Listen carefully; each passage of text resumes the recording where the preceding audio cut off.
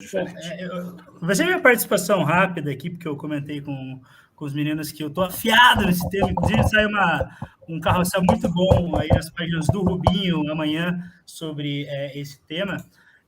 Para a gente conseguir entender melhor esse tema da crise Rússia e Ucrânia, a gente precisa entender todo o panorama histórico da região, desde do Império Russo, União Soviética até hoje, né? Então, primeiramente, essa região da Ucrânia, ela tem um fator geopolítico muito importante, porque ela é a divisão entre a Rússia do resto da Europa. Isso é extremamente importante em questão geopolítica. Tem toda a questão de que as duas repúblicas, né, a Rússia e a Ucrânia, elas fizeram parte do Império Russo e logo em seguida também fizeram parte da União Soviética, né? A Ucrânia foi se tornar independente da União Soviética só em 1991, através de uma votação, de um plebiscito. Tá? Esse plebiscito ele teve grande participação de russos que moravam na Ucrânia e também de descendentes russos. Né? Então, segundo os dados que eu estudei, mais de 55% desses descendentes de russos e russos votaram pela independência da Ucrânia em 1991. Tem questões também de que você tem símbolos históricos que são muito parecidos, a língua ucraniana e o russo eles são muito parecidos, eles são inteligíveis, né? Enfim, são vários fatores que determinam a complexidade desse tema. Como que a gente chegou ao que está hoje, né? Começou em 2013, final de 2013, quando o então presidente da Ucrânia, né, que é deixa eu lembrar o nome dele aqui, o Viktor Yanukovych, ele anunciou que não ia assinar um acordo de cooperação com a União Europeia, né?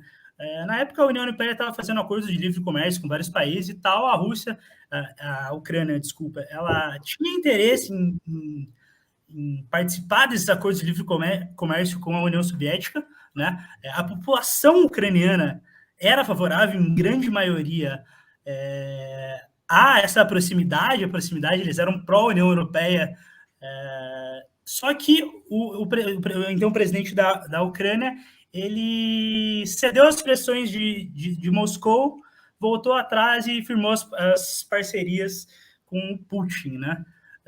Isso logo em seguida gerou uma revolta, gerou diversos protestos que começaram ali no final de 2013, no finalzinho de 2013, comecinho de 2014. As manifestações elas ficaram conhecidas como Euromaidan, que é tipo Europraça, que é a praça central, ficou bem conhecido. Das grandes manifestações, houve uma repressão forte do governo, né? Houve muitas mortes, o que só aumentou ainda mais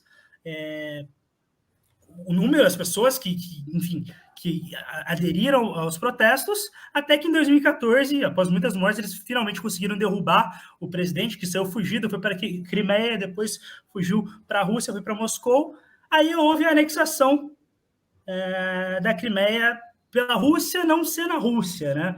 Porque o que a Rússia fez, Só um parêntese, Will, para relembrar fatos históricos da direita brasileira. Eu não sei se vocês que estão me assistindo lembram disso, mas é um fato que ocorreu aqui no Brasil. Uma das grandes inspirações na cabeça dos olavistas e dos bolsonaristas de 2015 e 2016 aqui no Brasil foi justamente o Maidan em 2014 na Ucrânia.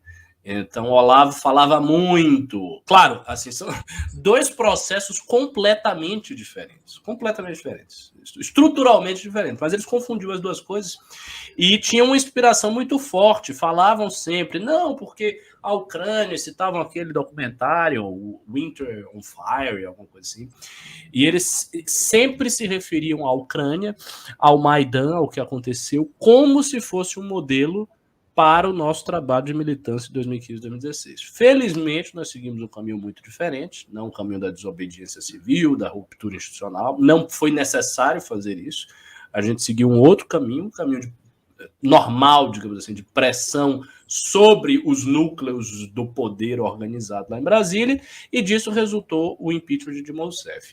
Mas os bolsonaristas e os olavetes, eles queriam que nós fizéssemos um Maidan à la Ucrânia. É só retomando essa informação. Martelaram,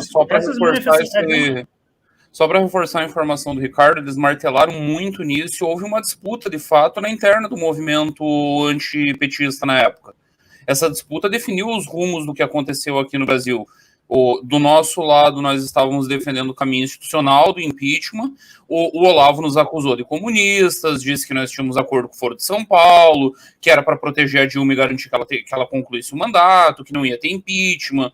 E só para concluir, Sarah Winter, por exemplo, estava lá na Maidan. Ela participou desse, como o cocô do cavalo do bandido, como em tudo que ela faz na vida, mas foi uma das militantes da Praça Maidan. E aquele 300, aquela palhaçada que ela fez ali em Brasília, aquele negócio de tacar foguete em cima do Supremo, de ameaçar ministro, aqueles malucos marchando tipo nazista, ela aprendeu tudo aquilo ali na Ucrânia. É tudo mimetização do movimento ucraniano. Só para contribuir no que o Ricardo vinha dizendo. Maravilhoso. Ela é do Fêmen, porque o Fêmen tinha origem na Ucrânia. O Fêmen foi só um parênteses. Ela é a Carla Zambelli também. Mas, pô... Só um parênteses, estava tendo uma discussão com... Não foi uma discussão, foi um comentário com o Bisotto no Twitter sobre os grupos nazistas na Ucrânia, né? Então, o aumento de grupos nazistas cresceu muito nessa época porque essas manifestações elas foram lideradas por grupos nacionalistas, né, que começaram a resgatar símbolos nacionalistas de criação da Ucrânia, e muitos desses símbolos eram ligados aos grupos que ajudaram os nazistas na invasão da região ali da Rússia. Então isso tem muito a ver, inclusive, com a questão das manifestações bolsonaristas que tinham a bandeira da Rússia, aquela bandeira que era uma bandeira vermelha e preta, a outra que era a bandeira com as cores da Ucrânia, que gerou bastante polêmica, que a mídia repercutiu como bandeira nazista, né? Enfim. Não é que a mídia repercutiu como bandeira nazista, Will. As coisas têm que ser chamadas pelo nome que elas têm. Eram movimentos nazistas. Esse ultranacionalismo surge mais ou menos como uma resposta, e é um ultranacionalismo artificial. Quem conhece ali a história do leste europeu pós-fim da União Soviética, sabe que essas coisas vieram todas de fora. Está socado de ONG lá dentro do leste europeu, bancadas pela CIA. Isso é público e notório, qualquer um que pesquisar acha as referências. Isso é público e notório. Que ficam fazendo uma sequência de movimentos para afastar esses países que historicamente eram ligados à União Soviética e depois, naturalmente, seriam satelitizados pela Rússia, para afastar da órbita do Kremlin. E aí eu tuitei no dia...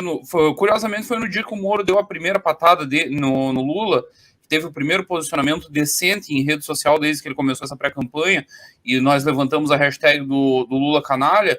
No mesmo dia, a crise escala muito na Rússia, e entre a Rússia e a Ucrânia eu tuitei que era o início da Terceira Guerra Mundial, era um indício do início da Terceira Guerra Mundial, e é engraçado, inclusive no chat tem gente dizendo que eu sou adepto de teoria conspiratória, que eu tenho umas teorias malucas.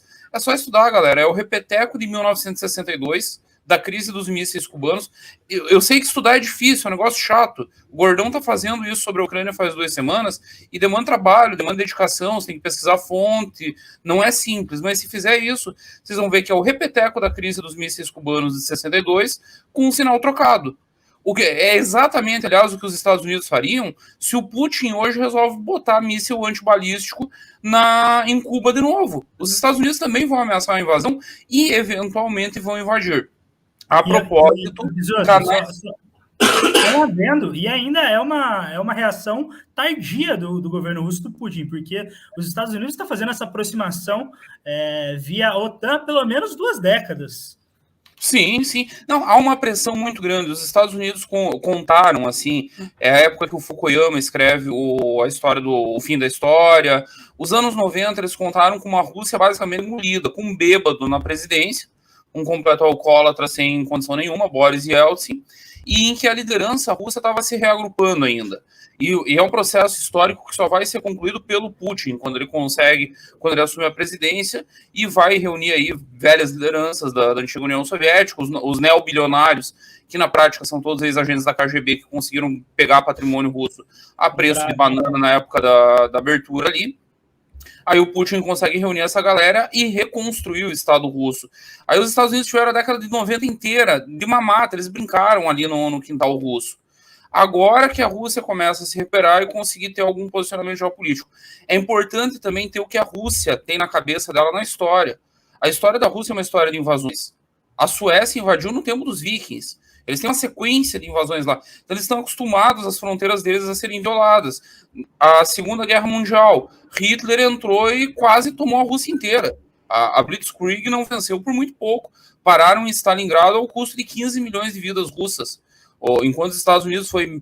acho que deu 400 mil mortos, não sei se chegou a isso, mas a União Soviética deixou 15 milhões de corpos para derrotar o nazismo.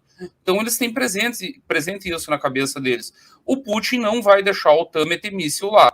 De um jeito ou de outro, se na boa ou na ruim, ele vai intervir. Ele não vai esperar ter míssil apontado para Moscou para daí tentar dialogar. Até porque isso não é diálogo, isso é chantagem. Os veículos russos, eu ia dizer um pouquinho antes do Will me interromper ali, os veículos pró-russos estão falando, inclusive, numa reação que envolveria botar míssil na Venezuela e em Cuba. Para nós isso é maravilhoso, porque nós vamos ter míssil com capacidade nuclear aqui no quintal do Brasil. É perfeito, tudo que nós precisávamos.